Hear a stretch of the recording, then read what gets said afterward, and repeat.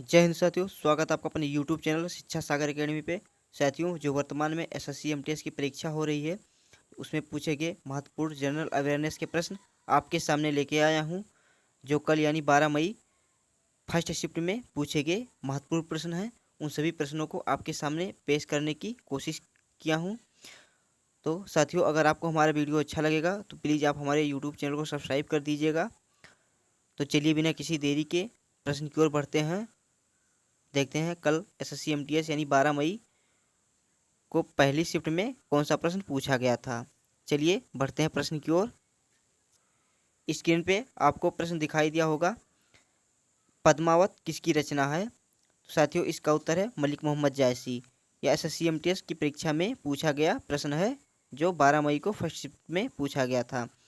पद्मावत किसकी रचना है, तो इसका उत्तर है मलिक मोहम्मद जायसी। और इसके नीचे नोट में है, यानी मैंने आपको ये याद करने के लिए दिया है, अभिज्ञान शकुंतलम महाकवि Kalidas, Anand Math Bankim Chandra Chatterjee, wealth of nation Adam Smith, Das Kapital Karl marks.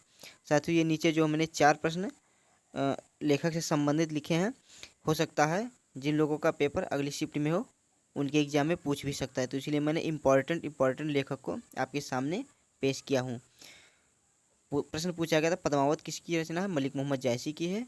और ये आपको याद करके जाना है इतना, अभिज्ञान शकुंतलम महाकवि Kalidas, Anand Math Bankim Chandra Chatterjee, wealth of nations Adam Smith हैं, और दास कैपिटल्स कार्ल मार्क्स हैं।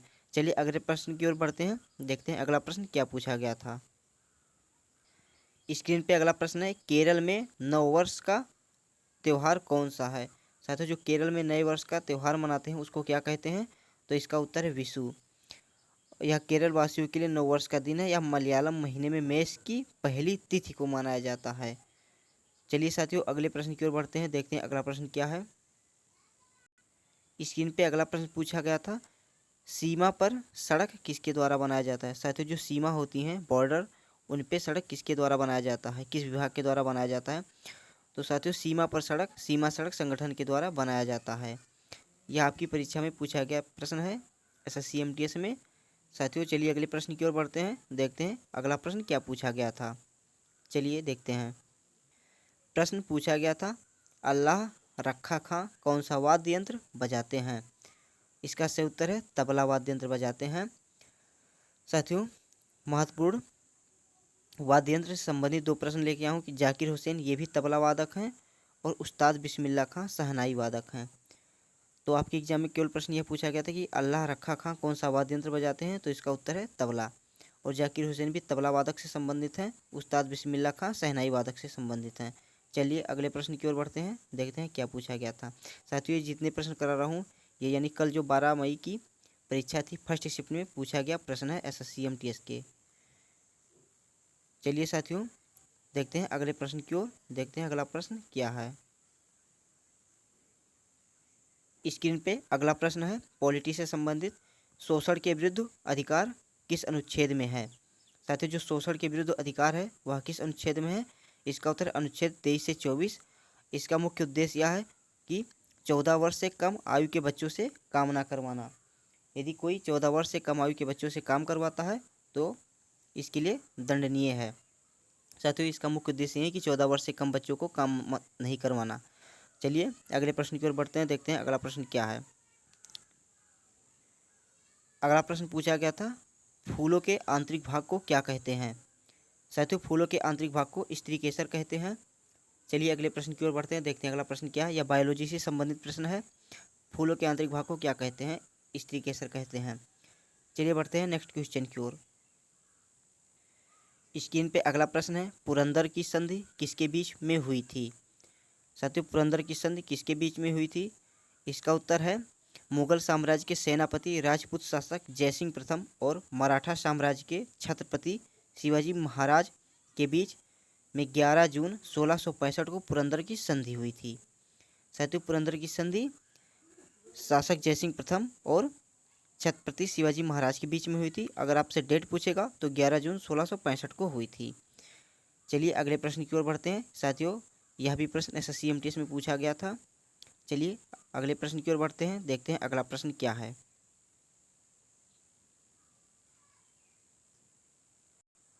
स्क्रीन पे अगला प्रश्न पूछा गया है, शीतकालीन ओलंपिक 2022 में कौन से भारतीय खिलाड़ी शामिल हुए थे। जो शीतकालीन ओलंपिक था 2022 में साथियों, उसमें कौन सा भारतीय खिलाड़ी शामिल हुआ था। तो इसका उत्तर है आरिफ खान। यह भी एमटीएस में पूछा गया प्रश्न है, जो 12 मई फर्स्ट शिफ्ट की परीक्षा में।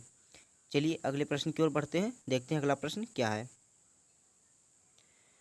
साथियों प्रश्न है, नवंबर 2022 में न्यूजीलैंड मैच के साथियों नवंबर 2022 में न्यूजीलैंड मैच में T20 क्रिकेट में भारत के कप्तान कौन थे। जो नवंबर 2022 में T20 मैच हुआ था न्यूजीलैंड और भारत के विरुद्ध, उसमें भारत के कप्तान कौन थे। साथियों उस समय भारत के कप्तान हार्दिक पांड्या जी थे। चलिए अगले प्रश्न की ओर बढ़ते हैं, देखते हैं अगला प्रश्न क्या है। नवंबर 2022 में न्यूजीलैंड मैच में T20 क्रिकेट में भारत के कप्तान कौन थे, यही प्रश्न आपसे पूछा गया था, तो इसका उत्तर हार्दिक पांड्या थे। चलिए अगले प्रश्न की ओर बढ़ते हैं। प्रश्न है, 1773 से 1785 तक भारत के गवर्नर जनरल कौन थे। साथियों 1773 से 1785 के बीच में भारत के गवर्नर जनरल कौन थे। इसका सही उत्तर वारेन हेस्टिंग्स। चलिए अगले प्रश्न की ओर बढ़ते हैं, देखते हैं अगला प्रश्न क्या है। साथियों अगर आपको हमारे यूट्यूब चैनल अच्छा लगे तो प्लीज़ इसको सब्सक्राइब कर दीजिएगा, क्योंकि इस चैनल पे शिक्षा से संबंधित और मोटिवेशनल से संबंधित वीडियो आते रहते हैं, जो आपके लिए काफ़ी हेल्पफुल साबित होती हैं। चलिए अगले प्रश्न की ओर बढ़ते हैं, देखते हैं अगला प्रश्न क्या पूछा गया था। प्रश्न पूछा गया है, लौह स्तंभ कहाँ पर है। साथियों लौह स्तंभ कहाँ पर है, इसका उत्तर है दिल्ली के मेहरौली के कुतुब मीनार परिसर में स्थित लौह स्तंभ का निर्माण चंद्रगुप्त द्वितीय ने 375 से 415 के दौरान निर्माण करवाया था। साथियों आपसे प्रश्न घुमा के भी पूछ सकता है कि लौह स्तंभ का निर्माण किसने करवाया, तो चंद्रगुप्त द्वितीय ने, और अगर पूछेगा कब करवाया तो 375 से 415 ईस्वी के दौरान करवाया था। तो इसका सही उत्तर है लौह स्तंभ कहाँ पर, दिल्ली के मेहरौली के कुतुब मीनार परिसर में स्थित है। चलिए अगले प्रश्न की ओर बढ़ते हैं, देखते हैं अगला प्रश्न क्या पूछा गया था। साथियों प्रश्न पूछा गया था, ओजोन परत किस मंडल में पाई जाती है। साथियों ओजोन परत है वो किस मंडल में पाई जाती है। ओजोन परत जो है ये समताप मंडल में पाई जाती है। और साथियों ओजोन परत समताप मंडल में पाई जाती है, और समताप मंडल में ही फाइटर तथा जेट विमान उड़ते हैं। और क्षोभ मंडल में मौसम संबंधी घटनाएं होती रहती हैं। साथियों जितनी भी मौसम संबंधी घटनाएं, बारिश, धूप, ये सब क्षोभ मंडल में ही होता है। और समताप मंडल में फाइटर, प्लेन, जेट विमान ये सब उड़ते हैं। तो चलिए अगर आपसे एग्जाम में पूछे कि मौसम संबंधी घटनाएं किस मंडल में होती हैं, तो साथियों मौसम संबंधी घटनाएं क्षोभ मंडल में होती हैं। चलिए अगले प्रश्न की ओर बढ़ते हैं, देखते हैं अगला प्रश्न क्या पूछा गया था। साथियों प्रश्न पूछा गया था, फातिमा शेख का संबंध किससे है। साथियों प्रश्न पूछा गया था कि फातिमा शेख का संबंध किससे है। तो साथियों फातिमा शेख पहली मुस्लिम महिला अध्यापिका थीं। इनका संबंध अध्यापिका से है, और ये पहली मुस्लिम महिला अध्यापिका थीं। साथियों अगर आपको वीडियो अच्छा लग रहा तो प्लीज़ हमारे चैनल को सब्सक्राइब कर दीजिए, क्योंकि SSC MTS की परीक्षा से संबंधित पल पल खबर तथा सभी प्रश्न आपके सामने में देता रहूँगा। तो प्लीज़ आप हमारे यूट्यूब चैनल को सब्सक्राइब कर लीजिए, तथा जिन दोस्तों का आपका एग्ज़ाम लगा है SSC MTS का, उनके पास यह वीडियो ज़रूर शेयर कर दीजिएगा। चलिए अगले प्रश्न की ओर बढ़ते हैं, देखते हैं अगला प्रश्न क्या है। साथियों प्रश्न पूछा गया था, देश में उत्पादित वस्तुओं पर लगे हुए कर को क्या कहते हैं। साथियों जो देश में उत्पादित होती हैं वस्तुएं, उन पर लगने वाले कर को क्या कहा जाता है। तो इसका उत्तर है उत्पाद शुल्क। देश में उत्पादित वस्तुओं पर लगे हुए कर को उत्पाद शुल्क कहते हैं। चलिए अगले प्रश्न की ओर बढ़ते हैं, देखते हैं अगला प्रश्न क्या पूछा गया था।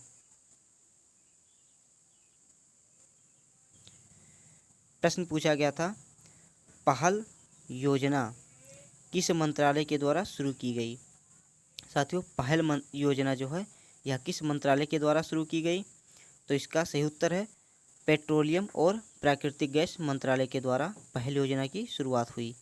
तो पहल योजना किस मंत्रालय के द्वारा शुरू की गई, पेट्रोलियम और प्राकृतिक गैस मंत्रालय के द्वारा। साथियों योजना से संबंधित प्रश्न पूछे जा रहे हैं, तो प्लीज़ योजना से संबंधित जितने प्रश्न हैं आप उनको भी पढ़ के जरूर जाइएगा। चलिए अगले प्रश्न की ओर बढ़ते हैं, देखते हैं प्रश्न क्या है। साथियों स्क्रीन पे प्रश्न दिखाई दिया, बांदीपुर राष्ट्रीय उद्यान कहाँ पर स्थित है। साथियों जो बांदीपुर राष्ट्रीय उद्यान है यह भी पूछा गया था कहाँ पर स्थित है, तो इसका सही उत्तर है कर्नाटक में है। और राष्ट्रीय उद्यान जो महत्वपूर्ण उद्यान है वो आपके सामने है कि दुधवा नेशनल पार्क उत्तर प्रदेश में है और कुनो राष्ट्रीय उद्यान मध्य प्रदेश में है। साथियों कुनो राष्ट्रीय उद्यान इस समय बहुत ही हाईलाइट है क्योंकि नामीबिया से चीते कुनो राष्ट्रीय उद्यान में ला करके छोड़े गए थे। तो कुनो राष्ट्रीय उद्यान मध्य प्रदेश में है। और इसके नीचे हेमिस राष्ट्रीय उद्यान, हेमिस राष्ट्रीय उद्यान साथियों भारत का सबसे बड़ा राष्ट्रीय उद्यान है जो कि लद्दाख में स्थित है। तो साथियों इन सभी राष्ट्रीय उद्यानों को जरूर आप पढ़ लीजिएगा, ये भी महत्वपूर्ण राष्ट्रीय उद्यान है। प्रश्न पूछा गया था कि बांदीपुर राष्ट्रीय उद्यान कहाँ पर स्थित है, तो इसका उत्तर है कर्नाटका में। और इससे संबंधित राष्ट्रीय उद्यान हमने आपके सामने दिए हैं। दुधवा नेशनल पार्क उत्तर प्रदेश, कुनो राष्ट्रीय उद्यान मध्य प्रदेश, हेमिस राष्ट्रीय उद्यान जो सबसे बड़ा राष्ट्रीय उद्यान है तो ये लद्दाख में है। चलिए साथियों अगले प्रश्न की ओर बढ़ते हैं, देखते हैं अगला प्रश्न क्या है। प्रश्न है जनसंख्या घनत्व कैसे मापा जाता है। साथियों जनसंख्या घनत्व कैसे मापा जाता है, तो इसका सही उत्तर है प्रति वर्ग किलोमीटर में रहने वाले व्यक्तियों की संख्या। जो प्रति वर्ग किलोमीटर में रहने वाले व्यक्तियों की संख्या के द्वारा जनसंख्या घनत्व को मापा जाता है। चलिए अगले प्रश्न की ओर बढ़ते हैं, देखते हैं अगला प्रश्न क्या पूछा गया था। प्रश्न पूछा गया है बिट्टू डांस आंध्र प्रदेश में किस जनजाति के द्वारा मनाया जाता है। बिट्टू डांस आंध्र प्रदेश में किस जनजाति के द्वारा मनाया जाता है। साथियों इसका उत्तर है बोमालू जनजाति के द्वारा मनाया जाता है। साथियों बिट्टू डांस बोमालू जनजाति के द्वारा मनाया जाता है और यह किस राज्य का है, तो आंध्र प्रदेश राज्य का है। चलिए अगले प्रश्न की ओर बढ़ते हैं। अगला प्रश्न है भारतीय संविधान के किस अनुच्छेद में सर्वोच्च न्यायालय का वर्णन किया गया है। भारतीय संविधान के किस अनुच्छेद में सर्वोच्च न्यायालय का वर्णन किया गया है, यह भी प्रश्न पूछा गया है। इसका सही उत्तर है अनुच्छेद 124 में है। साथियों सर्वोच्च न्यायालय का वर्णन संविधान के अनुच्छेद 124 में किया गया है। चलिए अगला प्रश्न देखते हैं क्या है। अगला प्रश्न पूछा गया प्रार्थना समाज की स्थापना किस शहर में हुई है। साथियों कैसे घुमा के प्रश्न पूछा जा रहा है कि प्रार्थना समाज की स्थापना किस शहर में हुई है, तो इसका सही उत्तर है मुंबई शहर में हुई है। और अगर आपसे पूछ लेगा कि किसके द्वारा हुई थी, तो आत्माराम पांडुरंग के द्वारा 1867 में हुई थी। साथियों प्रार्थना समाज की स्थापना किस शहर में हुई थी, इसका उत्तर है मुंबई में आत्माराम पांडुरंग द्वारा 1867 में हुई थी। चलिए अगले प्रश्न की ओर बढ़ते हैं, देखते हैं अगला प्रश्न क्या पूछा गया था। प्रश्न पूछा गया है मंत्रा शास्त्र नामक पुस्तक के लेखक कौन है। मंत्रा शास्त्र नामक पुस्तक के लेखक कौन है, इसका सही उत्तर है आदिगुरु शंकराचार्य हैं। मंत्रा शास्त्र नामक पुस्तक के लेखक कौन है, आदिगुरु शंकराचार्य हैं। साथियों पुस्तक से संबंधित प्रश्न पूछे जा रहे हैं तो प्लीज़ पुस्तक से संबंधित प्रश्न को रिवाइज करके जरूर जाइएगा। चलिए अगले प्रश्न की ओर बढ़ते हैं, देखते हैं अगला प्रश्न क्या पूछा गया है। प्रश्न पूछा गया है भरतनाट्यम भारत के किस राज्य का शास्त्रीय नृत्य है। जो भरतनाट्यम है यह भारत के किस राज्य का शास्त्रीय नृत्य है, यह भी पूछा गया है। तो इसका सही उत्तर है तमिलनाडु। और भरतनाट्यम को सादिरा के नाम से भी जाना जाता है। आपसे एग्जाम में पूछ सकता है कि सादिरा किस शास्त्रीय नृत्य को कहते हैं, तो साथियों भरतनाट्यम को सादिरा भी कहा जाता है। चलिए अगले प्रश्न की ओर बढ़ते हैं, देखते हैं अगला प्रश्न क्या पूछा गया है।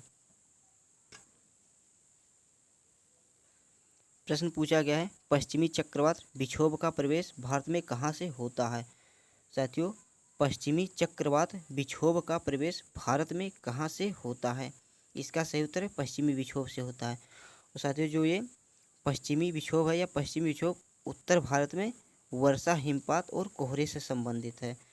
और यह चक्रवात रबी की फसलों के लिए बहुत ही लाभदायक है। साथियों प्रश्न पूछा गया है कि पश्चिमी चक्रवात विक्षोभ का प्रवेश भारत में कहाँ से होता है, तो इसका उत्तर है पश्चिमी विक्षोभ। और पश्चिमी विक्षोभ उत्तर भारत में वर्षा हिमपात और कोहरे से संबंधित है। चलिए देखते हैं अंतिम प्रश्न क्या पूछा गया था।